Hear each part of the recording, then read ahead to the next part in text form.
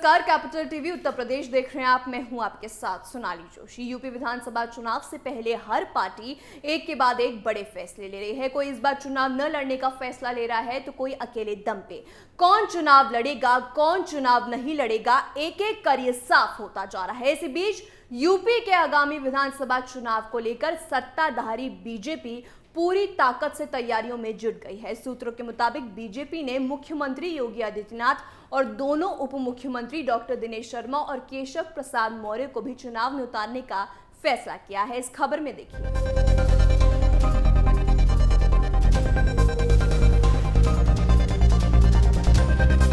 BJP एक के बाद एक नया फैसला लेकर यूपी चुनाव की तैयारियां कर रही है। अब एक बड़ी खबर सामने आ गई है। सूत्रों के मुताबिक दोनों उप मुख्यमंत्री और मुख्यमंत्री उच्च सदन यानी विधान परिषद के सदस्य हैं। ऐसे में नेताओं के चुनाव लड़ने के लिए अब विधानसभा सीट की तलाश भी शुरू हो गई है।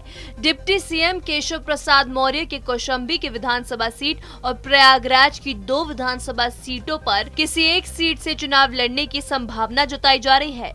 बीजेपी नेताओं का मानना है कि डिप्टी सीएम केशव प्रसाद मौर्य का कद पार्टी में काफी बड़ा है और तीनों विधानसभा सीटों में जहां से वो चुनाव लड़ेंगे निश्चित तौर पर भारी मतों से जीत भी दर्ज करेंगे। बीजेपी के वरिष्ठ नेता डॉक्टर शैलेश कुमार पांडे का दावा है कि deputy CM Keshav Prasad Maurya BJP के बड़े नेता हैं। ऐसे में अगर वो प्रदेश के किसी भी कोने से किसी भी विधानसभा सीट से चुनाव लड़ते हैं तो उनकी जीत का अंतर भी 1 लाख से ज्यादा मतों का होगा। वहीं राजनीतिक विश्लेषक भी डिप्टी सीएम केशव प्रसाद मौर्य के कद को देखते हुए उनकी जीत की संभावना जता रहे हैं। राजनीतिक विश्लेषक के मुताबिक डिप्टी सीएम 2012 में पहले भी विधायक रह चुके हैं और रिकॉर्ड मतों से उन्हें वहां पर चुनाव जीता था, इसलिए उनके उस सीट से चुनाव लड़ने में कोई परेशानी नहीं है और कौशाम्बी उनका गृह जनपद भी है। इसके साथ ही साथ अगर प्रयागराज की 2 विधानसभा सीटों शहर उत्तरी और फाफामऊ से चुनाव लड़ने की बात करें तो यहाँ पर भी उनके चुनाव लड़ने पर कोई दिक्कत नहीं है, क्योंकि दोनों सीटों पर लोकसभा सीट के अंतर्गत आती हैं और डिप्टी सीएम केशव प्रसाद मौर्य 2014 में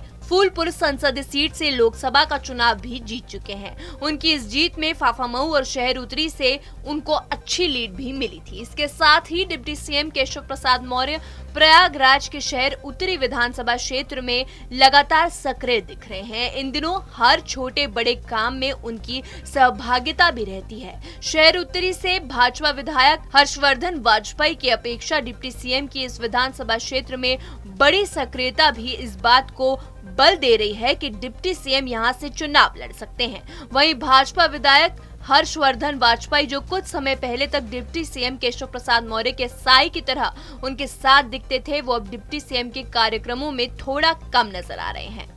जी हां, तो इस बार मुख्यमंत्री योगी आदित्यनाथ से लेकर डिप्टी सीएम केशव प्रसाद मौर्य और दिनेश शर्मा सहित बीजेपी के दिग्गज नेता इस बार चुनावी अखाड़े में उतरेंगे। एक बात तो साफ है, इन दोनों ही दिग्गज नेताओं के आने से बीजेपी को चुनाव में फायदा तो जरूर मिलेगा, लेकिन सवाल यह है कि क्या फायदा इतना मिल पाएगा कि यूपी का चुनावी दंगल बीजेपी एक बार फिर जीत पाएगी। आपकी क्या राय है, हमें कमेंट करके जरूर बताएं। नमस्कार।